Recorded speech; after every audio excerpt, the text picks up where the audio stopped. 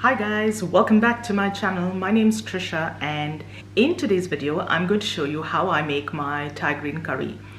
I guess one of the reasons we really enjoy a green curry is because it's got so many similarities to Goan cuisine. It's a coconut based curry, it's got spice, it's got kick, it's got so many layers of flavor. This recipe is made from scratch, which means I'm going to show you how I make my curry paste as well. And because you're making everything at home, you can control the amount of spice and tweak this recipe exactly to your liking. It's such a simple recipe to put together, but the end result is absolutely delicious. So let's go into the kitchen and start putting this together. We're going to start off by making our curry paste or our spice blend for this green curry. I'm going to start by putting a few things together that I'm going to grind down to a paste. I'm starting off with 1 onion, 6 cloves of garlic. These are fairly larger sized cloves of garlic. If the garlic that you have is a little smaller in size, feel free to add a few more in there.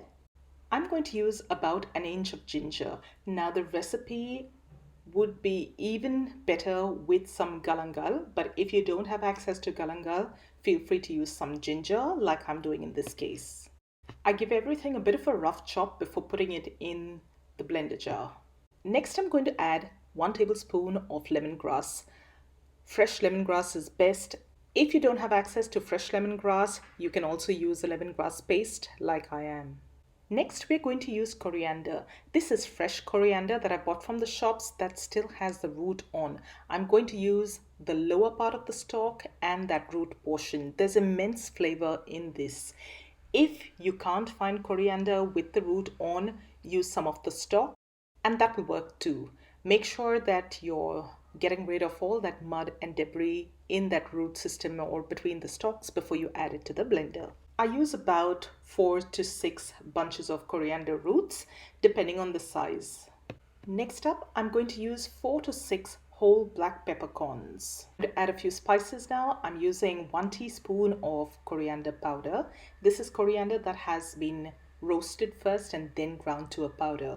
If you'd like to learn to make your own coriander powder at home, I'm going to leave a link to a video that I have shared in the past on how I make my own powdered spices. I'm also going to add a teaspoon of ground cumin. This is another powder that I make at home. You'll find information on how to make this as well in the same video. And finally, for that spice and color, I've got green chilies. I use about 2 to 3 green chilies. Depending on the spice levels that you want, you can adjust this quantity. Most chilies, even though they may look the same in size and are the same variety, can have different spice levels. So it might be worth your while to go easy when you're first adding the chili, and once you ground it to a paste, maybe taste a little bit and see if you want to add a little more. I give these chilies a rough cut before I add it to the blender jar.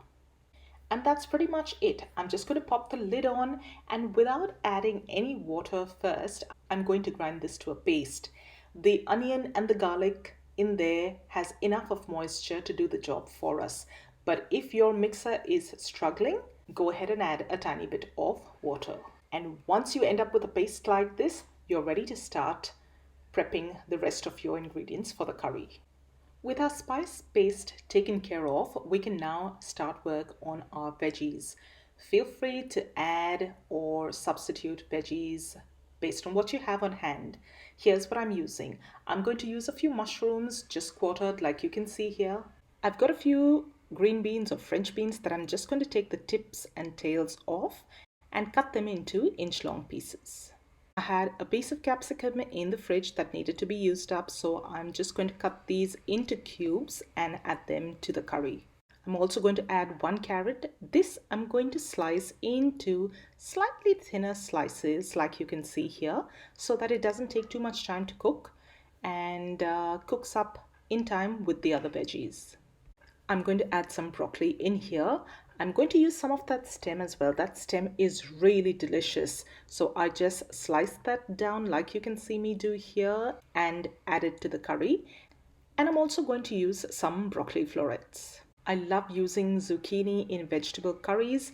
However, I like to slice my zucchini slightly on the thicker side so that they don't turn to mush. And for a little bit of protein, I'm going to add some tofu pieces to the curry. Start by heating a couple of spoons of oil in a large vessel on some medium heat. To this, add your green curry paste. I'm going to use all of it here. If you're making a smaller quantity of curry, you can use half of this and keep half in the freezer to use at a later time. Stir that well and let that cook off till the spices fry off and everything gets nice and fragrant. This should take about 3 to 4 minutes. Once some of that moisture from that spice blend has evaporated, I'm going to add a little bit of water to my blender jar just to extract all of the spice blend that might have been on the edges and add that to the pan. Mix that in well and let that cook off for about another minute. Next, add in 1 can of coconut milk and mix it through well. Fill the coconut can about halfway through with some water and swirl it around. Add this water to the vessel. Next, add in about 3 kaffir lime leaves and let this curry come to a boil and simmer for about 3 to 4 minutes to let those flavors develop. Remember to stir every once in a while. You don't want the curry sticking to the bottom of your pan. Right about now, you're ready to add your veggies. Start off with the harder veggies that need more time to cook first. So I start with the carrot, the capsicum, and the broccoli. When these veggies have had about a minute or so to cook, I add in the green beans and the mushrooms. This curry does thicken as it cooks, so keep some warm water from a recently boiled kettle at hand and add it as and when you need to get the consistency of curry that you like.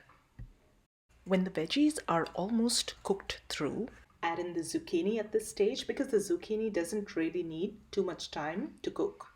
Don't forget to add salt to taste, and once you've tasted your curry, at least I found that I could use a little more heat, so I added 1 red bird's eye chili sliced.